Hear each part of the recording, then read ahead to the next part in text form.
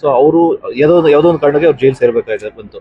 So ಮೊನ್ನೆ ಬಂದದ್ದು ಒಂದು ವಿಷಯ ಕೇಳಿದಾಗ ನಿಮ್ಗೆ ಎಷ್ಟು ಬೇಜಾರಾಗುತ್ತೆ? ಯಾಕಂದ್ರೆ ನನಗೆ ಈ ನರಕ ನೋಡೋಕ್ಕಾಗ್ತಿಲ್ಲ, ಕೊನೆ ಪಕ್ಷ ನನಗೆ ವಿಷಯ ಕೊಟ್ಬಿಡಿ ಅಂತ ಒಂದು ಕೇಳಿರುವಂತದ್ದು.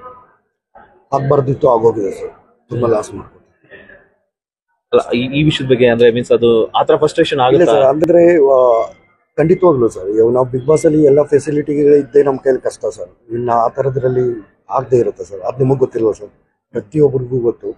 ಬಟ್ ಆಗ್ಬಾರ್ದಿತ್ತು ಸರ್, ಆ ಥರದ್ದೆಲ್ಲ ಆಗ್ಬಾರ್ದಿತ್ತು, ಆಗೋಯ್ತು. ಯಾಕಂದ್ರೆ ಅವ್ರ ಜೊತೆ ನಾನು ಸಿನಿಮಾ ಮಾಡಿದ್ದೇನೆ, ಅವ್ರ ಜೊತೆ ಒಂದಷ್ಟು ದಿನ ಒಡನಾಟದಲ್ಲೇ ಇದ್ದವನು.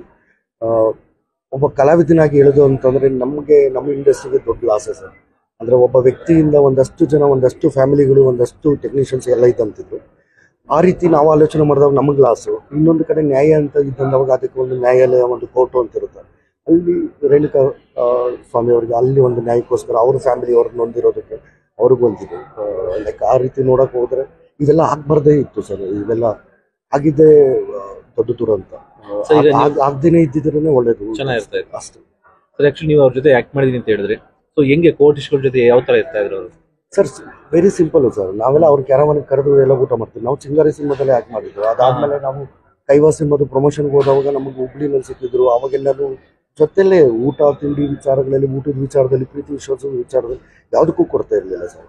ನಾವೆಲ್ಲನೂ ತುಂಬಾ ಚೆನ್ನಾಗಿ ನೋಡ್ಕೊಳ್ಳೋದು, ತುಂಬಾ ಚೆನ್ನಾಗಿದ್ದನವರು. ಪ್ರತಿಯೊಬ್ರು ಗೊತ್ತಿತ್ತು ಅವ್ರಿಗೆ. ಆಮೇಲೆ ಅಲ್ಲೆಲ್ಲೋ ನಿಂತಿದ್ರು, ಅಲ್ಲೆಲ್ಲೋ ಕೂತಿದ್ರು. ಯಾಕೆ ಚಿನ್ನ ಬಾ ಇಲ್ಲಿ ಕುತ್ಕೋಬಾಚಿನ ಅನ್ನೋರು, ಕೂರಿಸ್ಕೊಳ್ಳೋರು, ಪಕ್ಕದಲ್ಲೇ ಕೂರಿಸ್ಕೊಳ್ಳೋರು, ಊಟ ಮಾಡಿದಾಗ್ತಿಲ್ಲ ಅನ್ನೋರು. ಲೈಕ್ ಈ ಥರದ್ದು. ಬಟ್ ನಾನು ಇನ್ನೊಂದು ಅವ್ರ ಬಗ್ಗೆ ಕೇಳ್ಪಟ್ಟಿದೆ, ಅವ್ರು ಏನ್ ಊಟ ಮಾಡ್ತಾರೋ, ಸೊ ನಾನ್ ವೆಜ್ ಇದ್ರೆ ನಾನ್ ವೆಜ್, ಪ್ರತಿಯೊಬ್ಬರಿಗೂ ಅದನ್ನ ಹಾಕ್ಬೇಕು ಅಂತ ಹೇಳ್ತಾ ಇದ್ದಾರೆ. ಹೌದು, ಇವಾಗ ಒಂದೇ ಸಲ ಅಲ್ವಾ, ಇವಾಗ ನಾವೆಲ್ಲ ಕೂತಿರ್ಬೇಕಾದ್ರೆ ಒಂದೇ ಬಾಕ್ಸ್ ಅಲ್ವಾ. ಇವಾಗ ಒಂದ್ ಪಾತ್ರೆ ಇತ್ತು ಅಂದ್ರೆ ಆ ಪಾತ್ರೆನ ಅವರು ತಿನ್ನೋರು, ನಾವು ತಿಂತಿದ್ವಿ. ಜೊತೆಲಿ ಇರೋರು ತಿನ್ನೋರು, ಅವ್ರ ಜೊತೆ ಇರೋ ಸ್ಟಾಫ್ನು ಅದೇ ತಿನ್ನೋರು, ಎಲ್ಲರೂ ಅದೇ ತಿನ್ನೋರು.